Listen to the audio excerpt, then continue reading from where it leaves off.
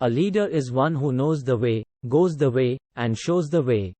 A leader is best when people barely know he exists. When his work is done, his aim fulfilled, they will say, "We did it ourselves."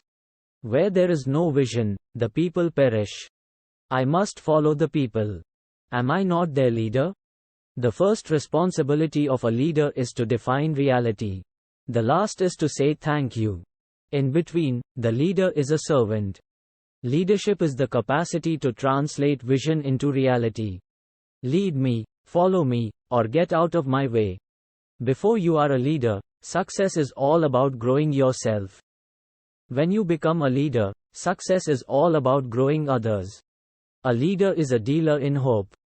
You don't need a title to be a leader. My own definition of leadership is this: the capacity and the will to rally men and women to a common purpose and the character which inspires confidence. Leadership is lifting a person's vision to high heights, the raising of a person's performance to a higher standard, the building of a personality beyond its normal limitations. Never doubt that a small group of thoughtful, concerned citizens can change world. Indeed, it is the only thing that ever has. The nation will find it very hard to look up to the leaders who are keeping their ears to the ground. The most dangerous leadership myth is that leaders are born, that there is a genetic factor to leadership. That's nonsense. In fact, the opposite is true.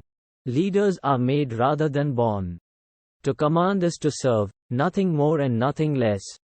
Leadership is the key to 99% of all successful efforts. Leadership is unlocking people's potential to become better. Management is about arranging and telling. Leadership is about nurturing and enhancing. Management is efficiency in climbing the ladder of success. Leadership determines whether the ladder is leaning against the right wall.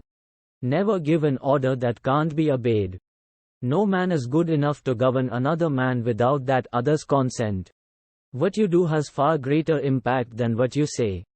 Not the cry, but the flight of a wild duck, leads the flock to fly and follow.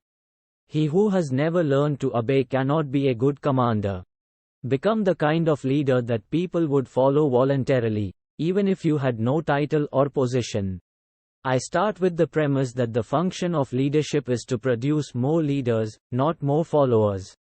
Effective leadership is not about making speeches or being liked. Leadership is defined by results, not attributes. Anyone can hold the helm when the sea is calm. A great person attracts great people and knows how to hold them together.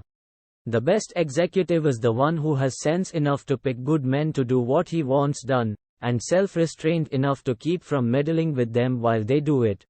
Leadership is influence. You don't lead by pointing and telling people some place to go. You lead by going to that place and making a case. When I give a minister an order, I leave it to him to find the means to carry it out. Men make history and not the other way around. In periods where there is no leadership, society stands still. Progress occurs when courageous, skillful leaders seize the opportunity to change things for the better. People buy into the leader before they buy into the vision. So much of what we call management consists in making it difficult for people to work. The art of leadership is saying no, not saying yes. It is very easy to say yes. The very essence of leadership is that you have to have a vision. It's got to be a vision you articulate clearly and forcefully on every occasion. You can't blow an uncertain trumpet. The key to successful leadership today is influence, not authority. A good general not only sees the way to victory, he also knows when victory is impossible. A great leader's courage to fulfill his vision comes from passion, not position. A leader takes people where they want to go.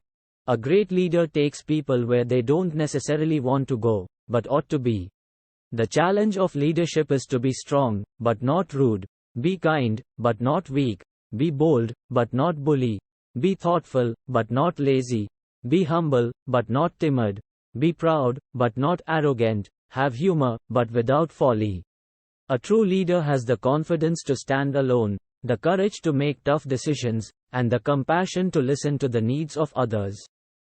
He does not set out to be a leader, but becomes one by the equality of his actions and the integrity of his intent.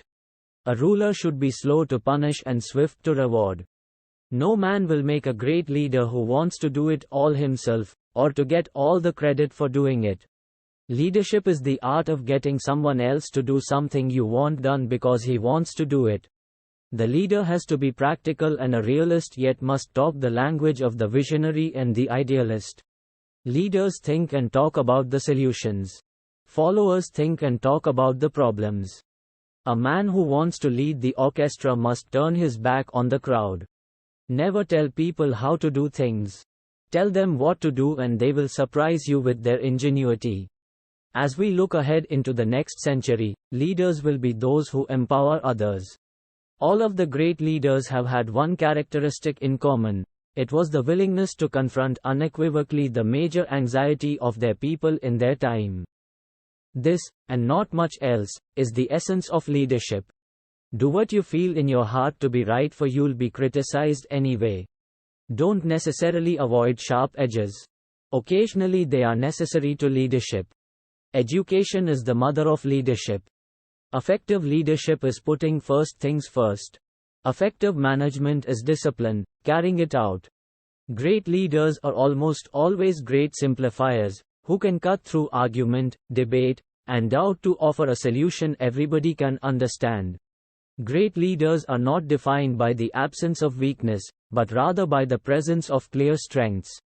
He who has great power should use it lightly.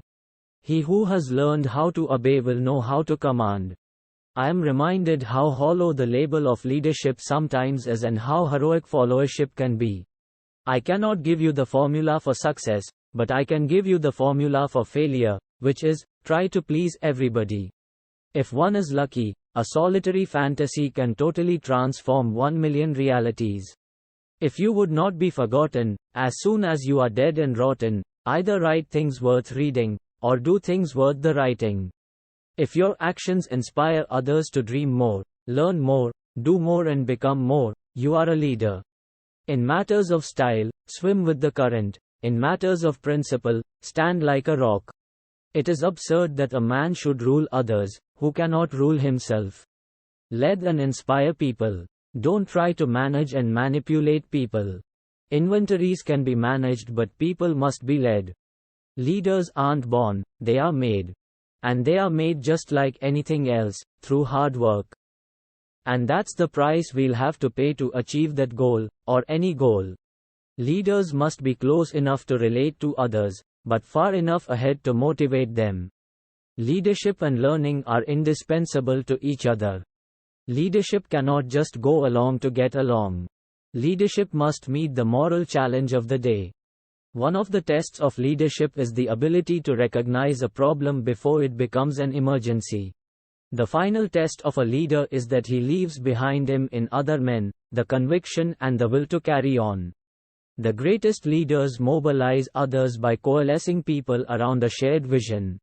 The growth and development of people is the highest calling of leadership. To do great things is difficult, but to command great things is more difficult.